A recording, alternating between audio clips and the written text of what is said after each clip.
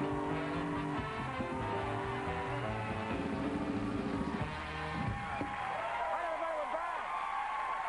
first guest has appeared in numerous films, including Footloose, The River Wild, and Murder in the First. His latest, Wild Things, opens this Friday. Let's take a look. Three of you going to go down to the Caribbean together, live happily ever after? Because, see, the thing about it is that threesomes rarely work out. You're out of your mind. I mean, it's hard enough for one person to keep a secret, let alone three. Especially when two of them are in love. You and Sam don't really want that little pill head around now that you have the money, do you?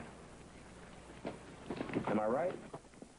Sam sell you on the idea right up front of whacking Susie? Hey. That's murder, kid. Please welcome Kevin Bacon.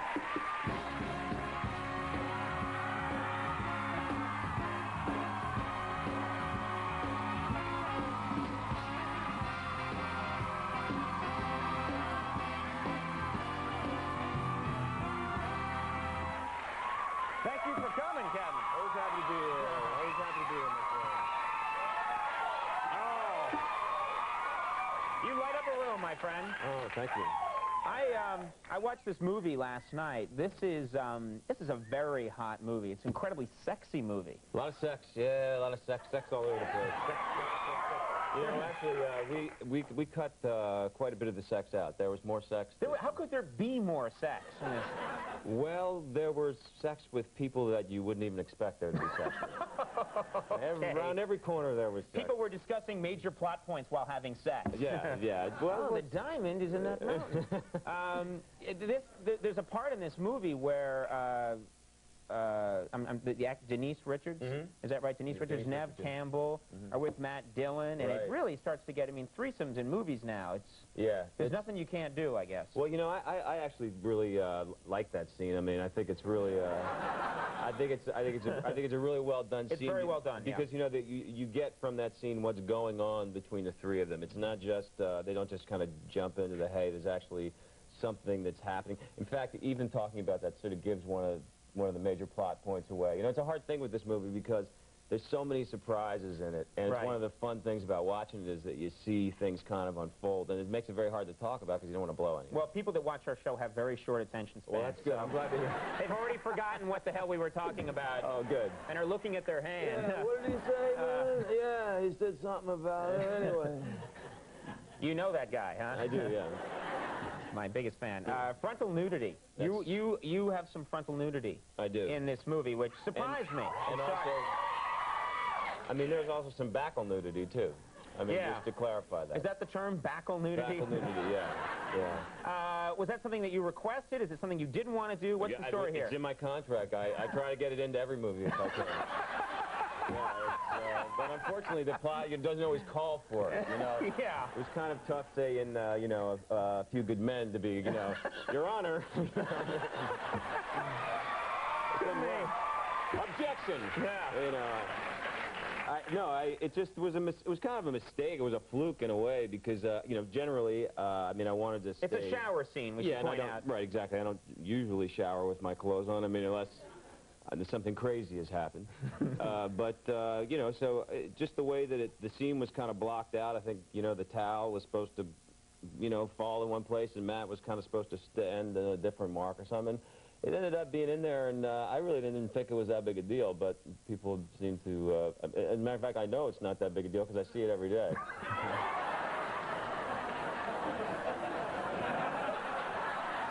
Don't know. I'll leave that alone. I'm just going to leave it alone. We'll just be glad the movie's not in 3D, you know? Luckily... Bang! Oh, my God. This woman's been knocked out. Luckily for me, the camera adds a little weight, so... Oh, okay. Well, I think it's a good time to go to commercial, don't you? I'm always happy to go to commercial. That always makes the sponsor happy when we go right from this subject into their food product. Good. There's no kielbasa like Pepperidge Farm. Jimmy Dean. No, we're going to take a quick commercial break, and we're going to have more with Kevin Bacon in just a second. But first, ladies and gentlemen, a word from Bud Light. Ah, Bud Light. For that great taste that won't fill you up and never lets you down, make it a Bud Light. Bud Light, folks. It'll make you go from this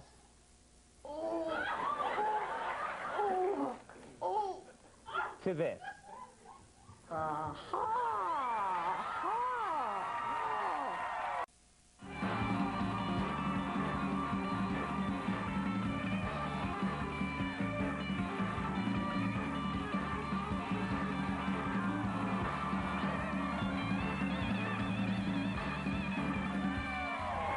We're back, everyone. Sitting here with Mr. Kevin Bacon. I was listening to you at rehearsal, and you're playing this song. It's the Boys. It's, Boys in Bars, yeah. Boys in Bars, and I guess the song that we'll be hearing later on. It's about the disco scene in the 70s. Well, yeah, it's about my experiences, you know, moving to New York. I was working at a little bar called the Allstate Cafe on the Upper West Side, and I was waiting tables there and, you know, kind of living at night, and it was a great time, a fun time, you know. Did you go to the discos, Oh, to the yeah, clubs? I used to go to Studio 54 and Xenon and all those places, and it was always, you know, always a big thrill to get in. You know, that was the thing, you know, you walk up and there'd be like hundreds of people there, and there was this guy named Mark, who I actually ran into not too long ago in L.A., but he was the guy, along with Steve Rubel, who would let you into 54, and everyone would be out there screaming, Mark, Mark, 2, Mark, 2, Mark, 4, and just screaming the guy's name, and he, you know, kind of look around like this, you know, and pick somebody up,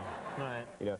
And I noticed one night, there's one of the red ropes, you know, they had there that they would unhook, and I noticed him peeking over the rope to check out somebody's shoes, and I realized that was the way that you got into 54, was good shoes. So what did you go out? I went out and got some shoes. You weren't wearing any shoes at the time. Yeah, I couldn't afford shoes, so I saved all my money. I got some shoes that I thought would get in, and it got me in. I got the shoes got me in, and I used to go, you know, I used to go by myself sometimes and just dance like all night alone, and Oh my God, it's hard to believe, but I really did. Just you flopping around on your own? Absolutely, man, that was the thing. That's how I dance. I just gave that away. Okay. Maybe No. you had a little more success. Not much, no, not much, no. I was pretty much like, and you know, it's funny because just as the disco era was ending, my agent called me up and he said, you know, I know you don't normally do musicals, you know, you don't go out for musicals, but there's this musical that's kind of about, like, your life going to the clubs and stuff, and it's called Got to Go Disco. It's going to be on Broadway, and I think you should go in and audition for this. So I went out, and they wanted to hear a disco song, so I bought the record of Alicia Bridges' I Love the Nightlife. Do you remember that? Oh, yeah. And I got the sheet music, and, you know, it never occurred to me that the sheet music might be in a different key than the record. So I used to sing along with the record, you know, an octave lower than Alicia, you know. And I got to this audition, and I walked in, and there was like 30 people there, you know, ready to audition us. And one of them was Mark, from Mark 2 fame. He was now the producer, or one of the producers of this Broadway show. And I was terrified, you know. Were you wearing good shoes at the time? No, I guess not, because the guy started playing the piano, and it was way out of my range. I was like, please don't talk about love tonight. Please don't talk about sweet. And I fell to the ground. It was horrible. It was a nightmare, and I was like about to burst into tears, and I was shaking, and I said, I just, you know, I have to leave, and obviously I had the wrong shoes. Yeah. I bet you I could sing that song. You could. I'm sure you could. I love the nightlife. It makes my boy high. Honey, it's all.